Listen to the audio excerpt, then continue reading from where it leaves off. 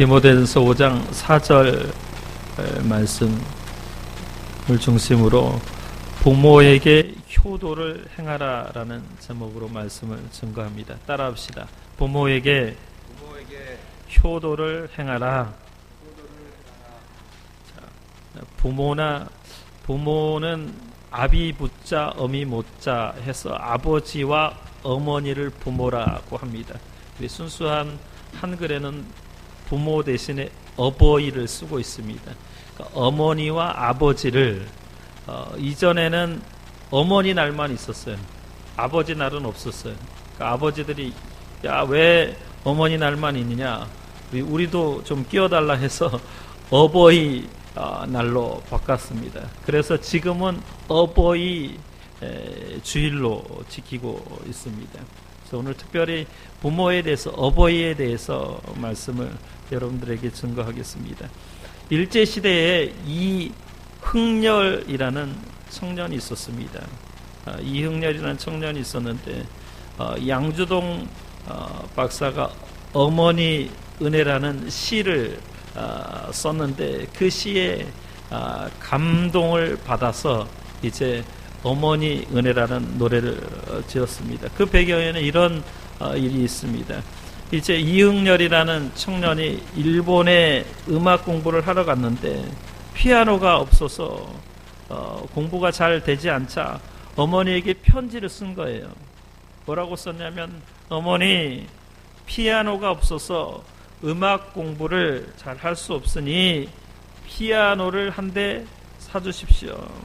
그러나 어머니는 아버지가 계시지 않아, 그러니까 남편이 없었어요. 홀몸으로, 과부의 몸으로, 혼자의 몸으로 아들을 뒷바라지하고 있어서 피아노를 살 만한 그런 돈을 마련할 수가 없었습니다. 그 돈을 마련하기가 무척 힘이 들었습니다. 그래서 어머니는 할 수 없어서 산에 가서 솔방울을 모으기 시작했어요. 그래서 솔방울을 모아 팔았는데 그 솔방울이 수십만 개, 수백만 개의 솔방울을 주어서 손이 다 부릅뜨도록 솔방울을 주어서 그것을 팔아 당시 돈으로 400원을 만들어서 아들에게 붙였습니다. 그래서 이흥렬이라는 청년은 그 돈으로 피아노를 사서 음악을 공부했는데, 그는 맨 처음 어머니의 은혜와 사랑에 마음을 깊이 담아서 어머니 그 은혜와 사랑에 감동을 받은 거예요. 그래서 제일 처음 작곡한 노래가 어머니의 마음이라는 노래예요. 우리 같이 한번, 여러분들이 다 알 텐데 한번 불러봅시다. 한번 틀어주시죠.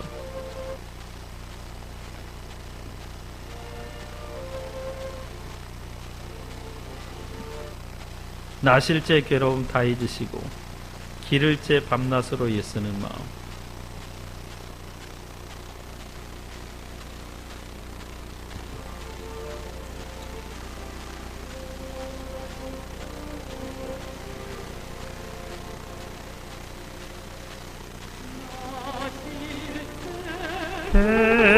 괴로움 다 잊으시고 기르실제 밤낮으로 애쓰는 마음. 진 자리 마른 자리 바라뉘시며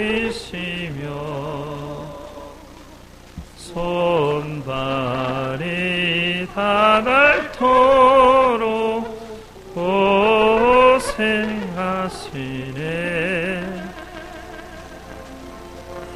하늘 아래 그 무엇이 놀다리요. 어머니의 희생은 가히 없어라. 어려 맘 꼽고 홀로 주시고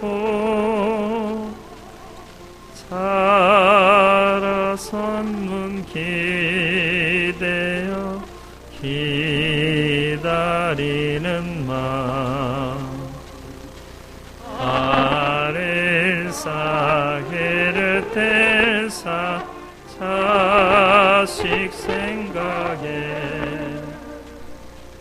오시도 희망 위에 주름이 나되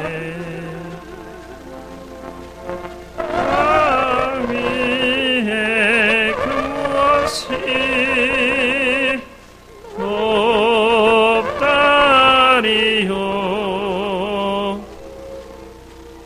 어머님의 정성을 지극하여라.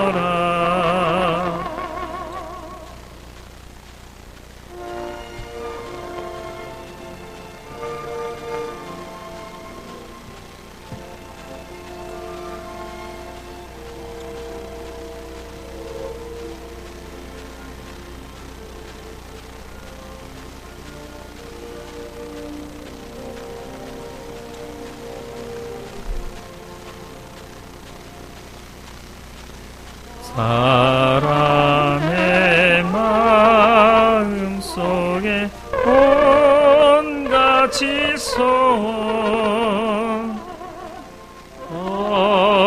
어머님의 마음 속에 오직 한 가지 아낌없이 생을 자식 위하여 살과 뼈를 깎아서 바치는 아내 인간의 그 무엇이 거룩하리요 어머님의 사랑 끝이 없어라.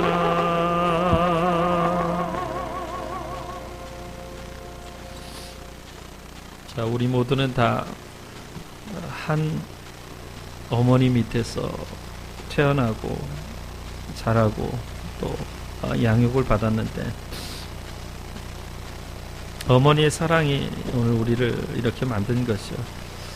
여러분, 어머니 사랑 또 부모의 사랑을 잃어버리면 금수마도 못한 거예요. 부모의 사랑에 늘 감사하며 사시기 바랍니다. 동서고금을 막론하고 부모에 대해서 효도가 강조되어 왔습니다. 그래서 부모를 무시하거나 경멸해도 된다는 어떤 종교도 없습니다. 특히 우리나라는 동방예의주의라고 불렀던 적이 있는데, 왜냐하면 부모에 대한 그 예가 사랑이 살아남아 있었기 때문에 그래요. 예가 뭐냐면 부모의 권위를 인정해 주는 것이죠. 그런데 지금은 그 예가 무너졌습니다. 더 이상 부모의 권위를 인정하지 않지요.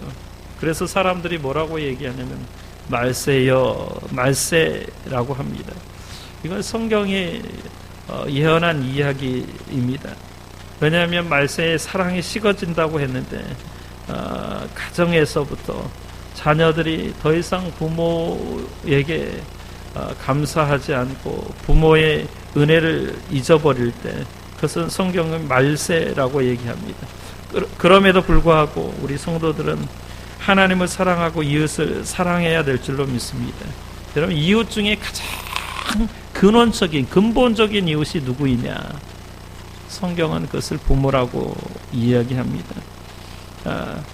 부모를 사랑하는 것이 하나님 사랑의 지름길이에요. 성경은 효를 너무나 강조하고 있어요. 그래서 우리 10계명 중에 제5계명이 뭐예요? 제5계명이 뭘까요? 그렇지. 내 부모를 공경하라. 그러니까 부모 공경이 효도의 출발점이라는 거예요. 효도는 모든 행신의 근본이 되는 거예요.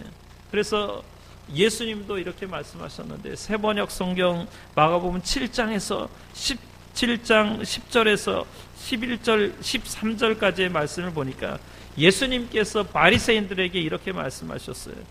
모세가 말하기를 내 아버지와 내 어미를 공경하여라 하고 또 아버지나 어머니를 욕하는 자는 반드시 죽을 것이다 하였다. 그러나 너희는 말한다.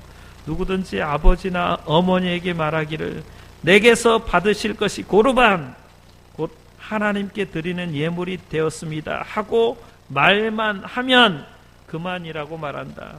그러면서 아버지나 어머니에게 그 이상 아무것도 해드리지 못하게 한다.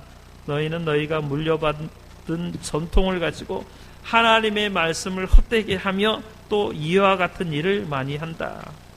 보십시오. 예수님 당시에 예수님께서 바리새인들에게 경계하신 것, 경고의 말씀이에요. 하나님께 드린다라는 핑계로 부모를 공경하지 않는 위선을 비판하신 거예요. 그러니까 어떤 종교적인 이유로도 부모에게, 어버이에게 결코 소홀해서는 안 된다는 거죠.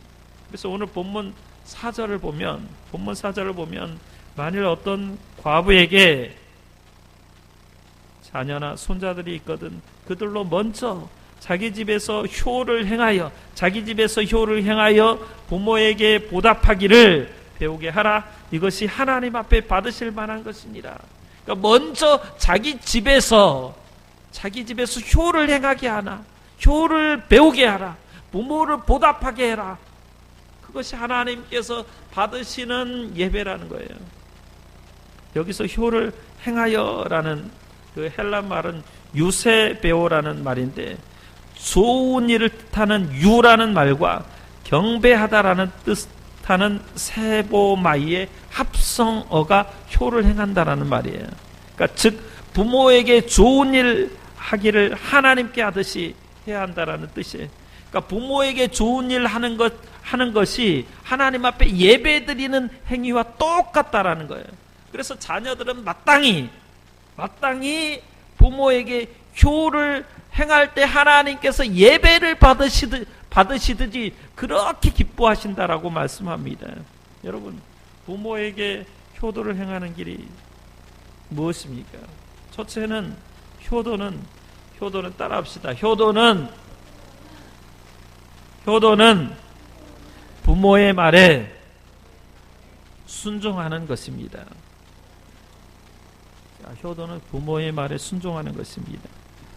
18세기 영국의 시인이자 문학가였던 사무엘 존슨이라는 유명한 사람이 있어요. 사무엘 존슨이 실제로 자기의 삶 가운데 일어났던 이야기입니다.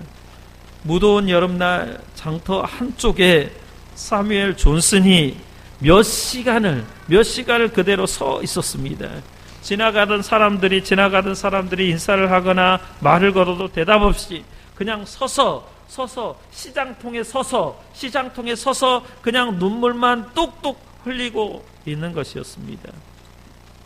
반나절이 지나자 그의 행동에 걱정이 되었던 제자가 물었습니다. 선생님, 지금 여기서 무슨 일을 하고 계신가요? 선생님 혹시 무슨 일이 있으셨나요? 그러자 사무엘 존슨은 이렇게 대답을 합니다. 50년 전 우리 아버지께서 이 자리에서 헌책 장사를 하셨다네. 그날도 장사를 위해 일어나셨지만 몸이 몹시 편찮으셨지, 안 좋으셨지. 그래서 아버지가 나에게 이렇게 얘기했지. 대신 아들아 하루만 시장에 가서 장사를 해줄 수 있겠니? 라고 물으셨는데 제자가 물어보죠. 선생님 그때 뭐라고 대답하셨어요? 사무엘 존슨이 아버지에게 이렇게 얘기했죠. 우리 집이 헌책 장사하는 것도 창피한데 내가 그런 일을 어떻게 하겠느냐며 거절을 했습니다. 그런데 아버지께서는 너무 편찮은 몸을 이끌고 무리를 했던 탓인지 아버지는 그날 이후에 몸이 약해져서 시름시름 앓다가 돌아가시고 말았다네. 오늘은 그때의 기억이 머릿속에 내리속에 지어지지 않아서 이 자리를 도저히 떠날 수가 없다네.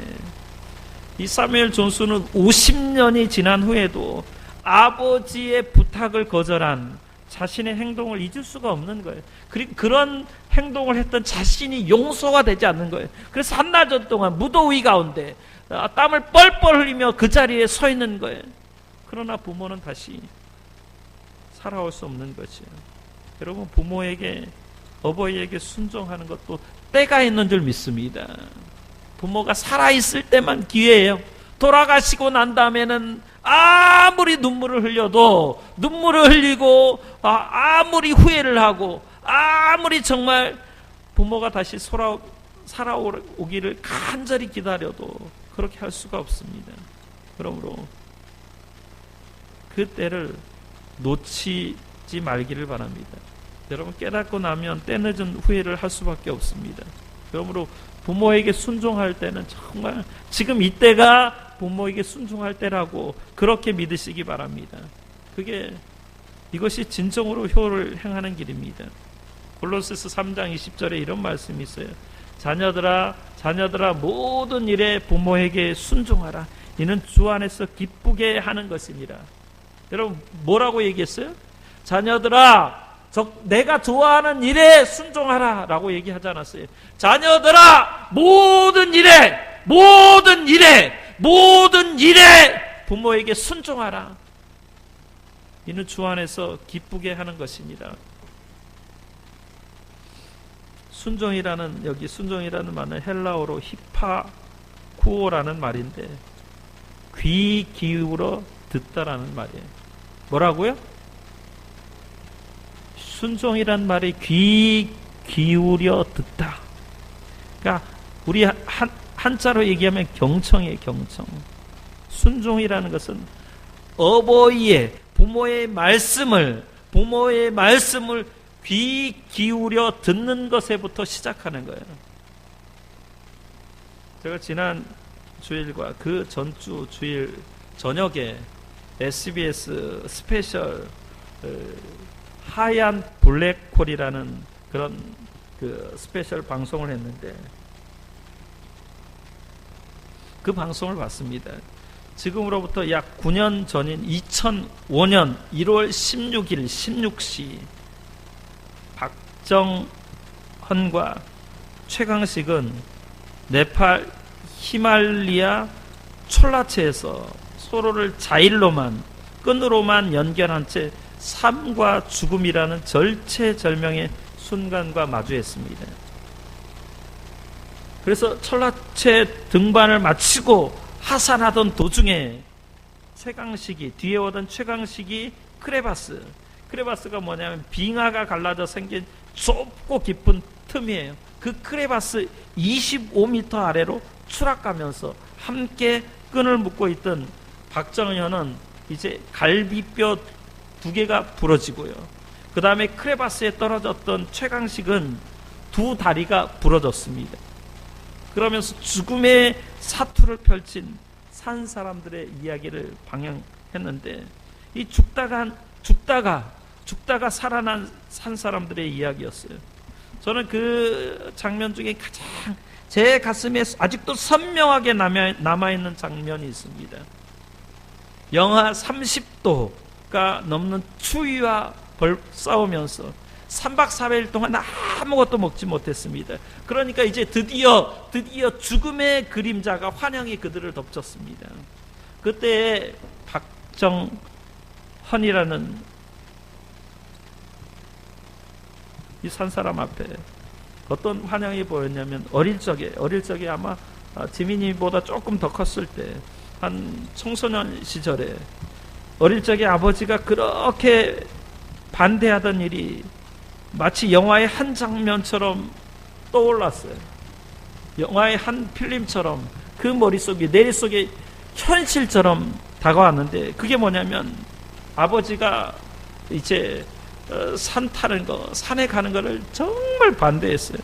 뭐라고 얘기했냐면, 아버지가 산 사람은 산에서 죽는다고 반대했는데, 어느 정도 심하게 반대했냐면, 아버지가 하루는 그 아이, 이제 박정현이라는 아이 옷을 완전히 다 벗겨가지고, 팬티까지 다 벗겨가지고, 한겨울에 옷을 다 벗기고 정신 차리라고 정신 차리고 물을 한 바켓을 그냥 몸에다 부었어요. 한겨울에. 그러면서 아버지가, 야, 정신 차려 이놈아, 정신 차려 이놈아, 내가 너를 산에서 잃어버릴 수는 없다 하면서 다시 산을 가지 말라고 했습니다. 그런데 이제 그 장면을 보고 이 박정현이라는 산 사람이, 친구가 그때 후회를 한 거, 그때만큼 산을 오른 것이 후회스러운 적이 없었다고 고백을 합니다. 그러면서 아버지의 말을 들었다면 여기서 네팔 이 땅에서 얼어 죽고 굶어 죽지는 않을 텐데, 그 후회를 하는 장면을 보았습니다. 여러분, 우리는 어떻습니까? 우리 자신을 한번 생각해 봅시다. 우리는 부모의 말을, 어버이의 말을 잘 듣고 순종하시나요? 저 역시 부모의 말을 순종하지 않았습니다. 저희 어머님 시골에서 농사를 짓는 분이었는데 30세가 넘어서 청산 과부가 되었습니다. 그래서 이남 3녀를 키우다가 제가 이제 이남 중에 제 여동생이 막내가 있고 위로는 누나 둘, 형 하나가 있는데, 어머니가 그렇게 얘기했습니다. 너는 가난한 집에 태어났으니까 대학을 갈 필요 없다. 그냥 빨리 기술을 배워서 돈을 벌어라. 그래서 대학을 가지 말라고 했는데 저는 꼭 우기면서 대학을 가야겠다고 했습니다. 그때도 어머니는 네가 꼭 대학을 가야 되겠느냐. 저는 고집을 피우면서, 예, 대학을 가야겠습니다. 무슨 돈으로 가겠느냐 말을 못했습니다.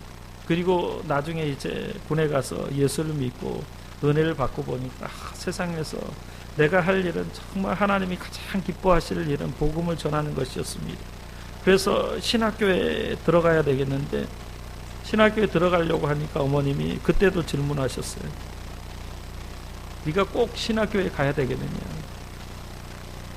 그냥 일반 대학에 가면 되지 안 되겠느냐. 그때도 저는 신학교에 가겠습니다. 저는 그때의 어머니의 말을 잘 이해하지 못했어요.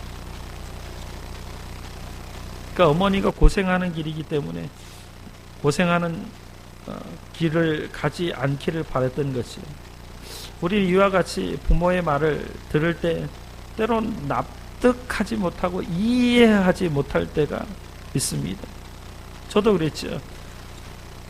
지금은 그때 어머니의 말을 이해하면서 뭐 후회해도 소용없는 일입니다. 우리가 부모의 말을 이해하지 못해서 무시하기도 하고 때로 정면으로 대들기도 하고 반박하기도 합니다. 그러나 중요한 것은, 여러분 정말 중요한 것은 부모의 마음을, 깊은 사랑과 애정이 담겨져 있는 마음을 읽을 수 있어야 돼요. 내 스스로 이해하지 못하고 납득하기 힘들 때마다 왜 우리 아버지는, 왜 우리 어머니는 이렇게 말씀하셨을까를 깊이 생각을 해봐야 돼. 자녀에게 상처 주기 위해서 한 게 아니라는 걸 여러분 깊이 생각을 해봐야 돼. 그리고 그 말씀을 따를 필요가 있습니다. 따를 수 없을 때는, 만약에 따를 수 없을 때는 시간을 두고 깊이 생각해 보아야 돼. 그게 효를 행할 수 있는 가장 좋은 방법임을 여러분 깨달으시기 바랍니다. 순종은 부모의 말을, 부모의 말씀을 잘 듣고 귀 기울여 들어서 정말 하나님께서 부모를 통하여서 말씀하신다라고 믿어질 때 순종이 되는 줄 믿습니다. 그 다음에 두 번째, 효도는 따라합시다. 효도는 부모를 공경하는 것입니다. 자, 부모 공경이 뭔지 여러분에게 설명을 해드릴게요.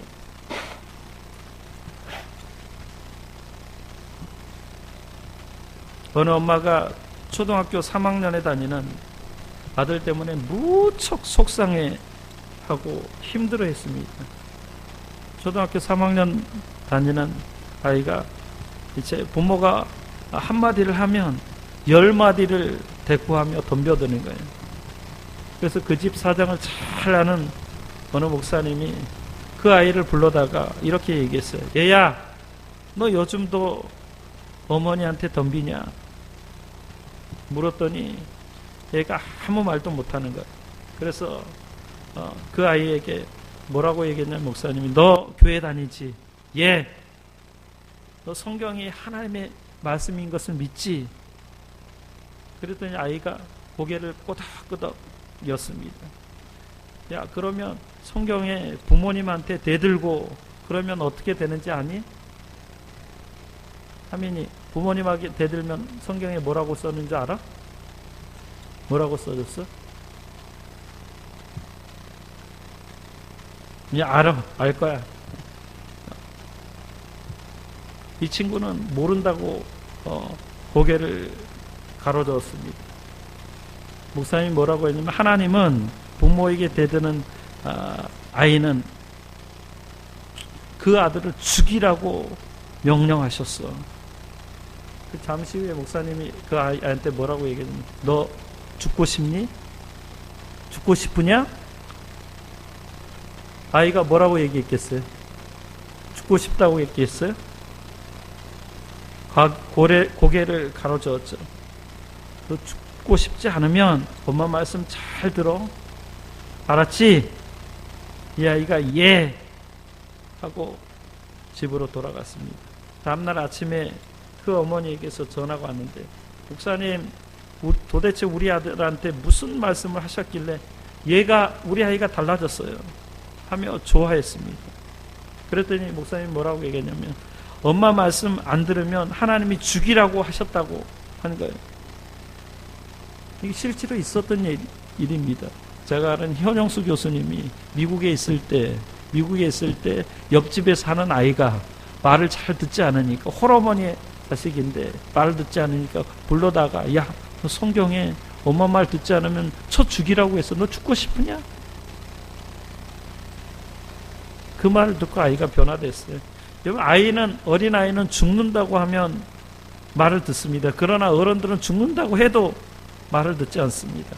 신명기 5장 16절의 말씀인데 너는 너희 하나님 여호와의 명한 대로 내 부모를 공경하라. 그리하면 너희 하나님 여호와가 내게 준 땅에서 내가 생명이 길고 복을 누리리라. 그러니까 부모를 공경하면 생명이 길고 장수하고요. 그 다음에 복을 누리는 삶을 사는 겁니다. 근데 제가 공경이라는 단어를 성경에서 찾아보니까 이 단어가 원래는 카베드라는 단어인데 어떤 의미가 있냐면 따라합시다. 존경하다. 따라합시다. 존경하다. 가치 있게 여기다.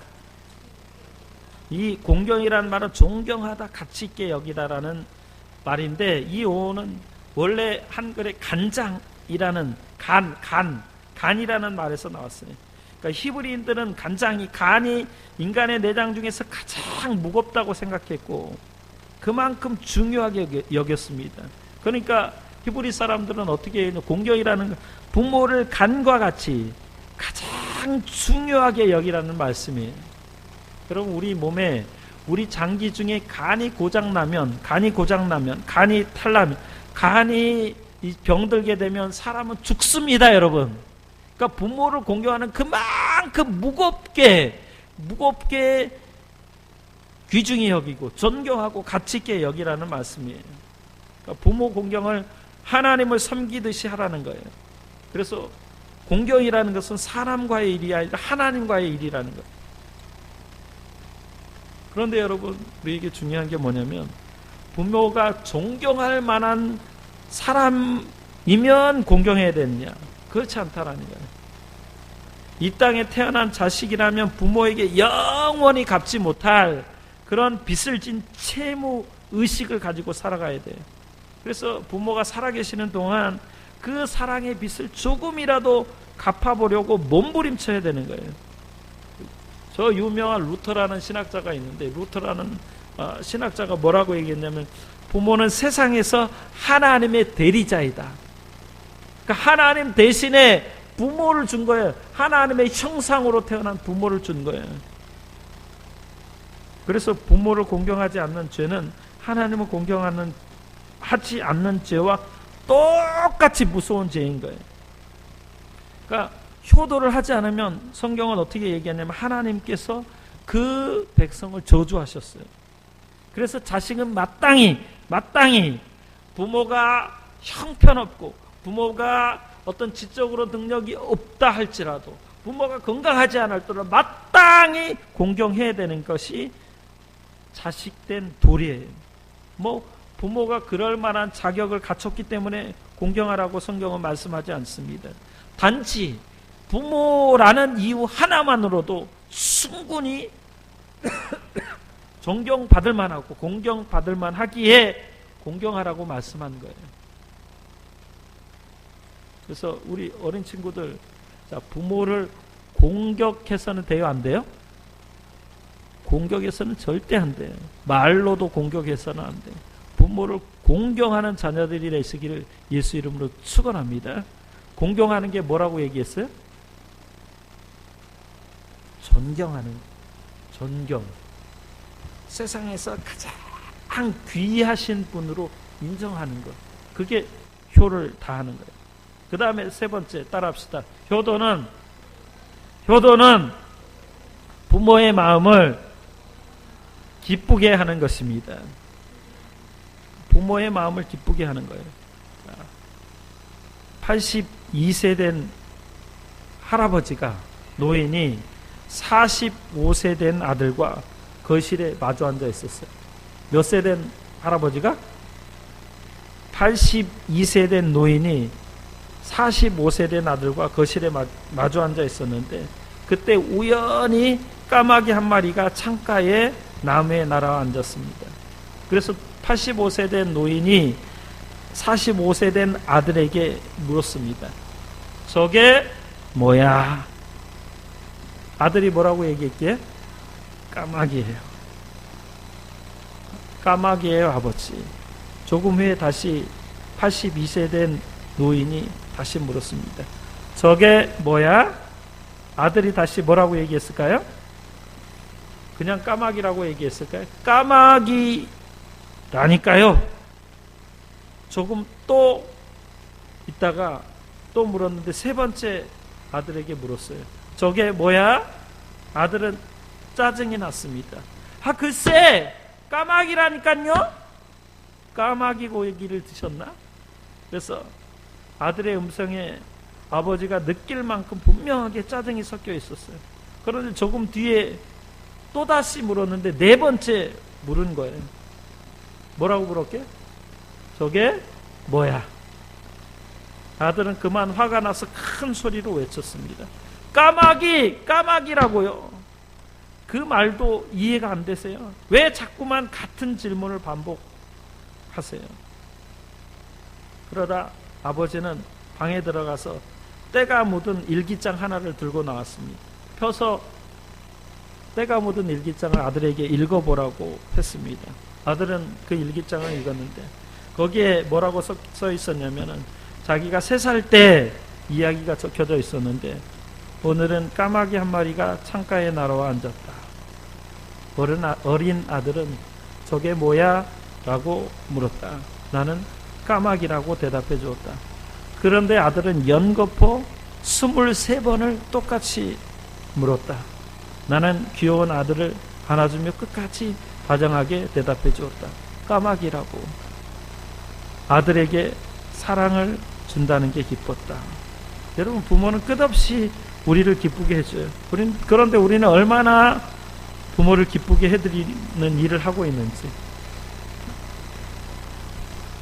수민이가 목사님한테 이거 뭐야를 지난주에 무슨 얘기했지? 열쇠. 그거 한두 번 물어봤을까? 아니야. 여러 번 물어. 지금도 오늘도 물어보면 방 돌아다니다가 맨 먼저 사탕 주세요 라고 얘기해. 사탕 주면 사탕 먹고 막 돌아다니다가 이거 뭐야? 열쇠만 들고 이거 뭐야? 이거 뭐야? 수십 번 물어봤어. 근데 목사님은 뭐라고 얘기했을까? 열쇠라고 수십 번 대답을 해줬죠. 여러분 잠언 23장 25절 말씀인데 내 부모를 즐겁게 하며 내 낳은 어미를 기쁘게 하라. 그러니까 부모를 기쁘게 해드리는 것이 효를 행하는 일입니다. 부모는 자식을 생명의 연장으로 생각합니다. 자식이 잘 되면 자기가 잘 되는 것보다 더 기뻐하죠. 자식이 성공하면 자신이 성공하는 것보다 더 좋아합니다. 자랑하고 싶어서 못 견딥니다. 그것이 자식을 낳은 부모의 보람이기 때문에 그래요. 고 노무현 대통령이 재임 시절에 어버이날에 발표한 글 중에 한 구절인데 이런 구절이 있어요. 내 아프면 나보다 더 아픈 사람, 내가 슬프면 나보다 더 슬픈 사람, 내가 기쁘면 나보다 더 기쁜 사람이 바로 주고도 잊으신, 주고도 더 주지 못해 미안하다고 하시는 부모님이십니다. 부모는 그래요. 자, 말씀을 마치는데 어느 아버지가 이제 오남매를 천신만고 끝에 다 대학 공부시키고 결혼까지 시켰어요. 그런데 어느 아버지가 이제 몸이 쇠약해지면서 아주 중병에 걸렸습니다. 이제 아버지가 이제 살 날이 얼마 남지 않았다고 생각해서 다 자식들을 불렀어요. 아버지는 자식을 부르고 며느리를 불리고 사위를 다 불러 모았습니다. 그리고 말을 꺼내죠. 마지막 유언을 합니다. 아들들아, 사위야, 며느리야, 사실은 내가 사업을 하다 큰 빚을 졌단다. 근데 그 빚이 이자가 붙어서 7억이 되었구나. 그렇다고 내가 빚을 남기고 죽을 수도 없고, 그래서 너희들이 조금씩 갚아주면 좋겠다. 자, 여기 종이 한 장씩 줄 테니까 종이에 네가 아들이 갚을 수 있을 만큼의 액수를 적어라. 이 아버지의 말을 들은 자식들은 아무 말도 못하고 서로 얼굴만 보고 눈치만 쳐다보는 거야. 잠시 침묵이 흐른 후에 가장 그 오남매 중에 어렵게 사는 셋째 아들이 뭐라고 썼냐면 5천만 원이라고 적었습니다. 그러자 다른 형제들도 마지못해서 1,000만 원, 1,500만 원, 그리고 2천만 원, 그리고 3천만 원 이렇게 적었습니다. 그리고 몇 달 후에 아버지가 다시 자식들을 소집을 했어요.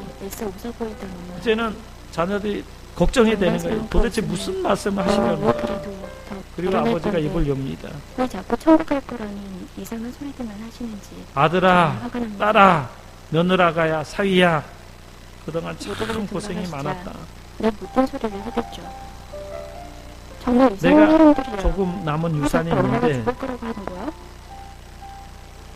혹시 내가 죽은 후에 너희들이 서로 의가 상할까 봐서 걱정하다가 이런 생각을 해냈는데 지난번 적은 액수에 10배를 계산해서 너희들에게 상속해 주겠다. 자, 5천만 원 쓴 사람은 얼마를 받았어요? 네? 10배 5억을 받았고 1,000만 원 쓴 사람 1억, 1,500만 원 쓴 사람 1억 5천, 2천만 원은 2억, 3천만 원은 3억. 이것으로 상속은 끝이다. 자녀들의 얼굴이 어떻게 됐겠어요? 새파래져 버린 것이죠. 여러분, 얼마나 부모를 잘 섬겼느냐가 자식들에게 보여주는 거울이에요. 콩 심은 데 콩나무고 팥 심은 데 팥납니다. 효자 부모 밑에 효자 자식 나게 되어 있습니다. 그래서 오늘 말씀을 정리하면 첫 번째, 효는 부모에게 순종하는 것이라고 얘기했는데 그 순종은 부모의 말에 귀를 기울이는 것이 순종의 출발점이다라고 얘기했습니다. 그 다음에 두 번째, 부모를 공경하라고 말씀을 드렸는데 공경하는 게 뭐라고 얘기했어요? 존경하다, 가치 있게 여기다. 그리고 우리 신체 중에 간과 같이 그렇게 중요하게 여기는 게 공경이라고 얘기했어요. 그 다음에 부모를 기쁘시게 해드리라라고 말씀했습니다. 그러니까 부모에게 효를 행하는 일이 하나님께서 우리에게 약속한 축복의 열매, 축복의 약속이었어요. 그래서 부모를 공경하고 부모에게 효를 행하는 자식들에게 하나님이 약속 있는 계명이라고 말씀했는데 뭐냐면 땅에서 잘 된다. 이걸 땅에서 잘 된다라는 말이 번영한다, 번창한다, 성공한다는 말이에요. 그 다음에 오래 산다, 건강한 장수의 약속을 주셨습니다. 이 약속을 다 받아 나의 것으로 누리는 성도님들이 되시기를 주 예수 이름으로 축원합니다. 기도하겠습니다.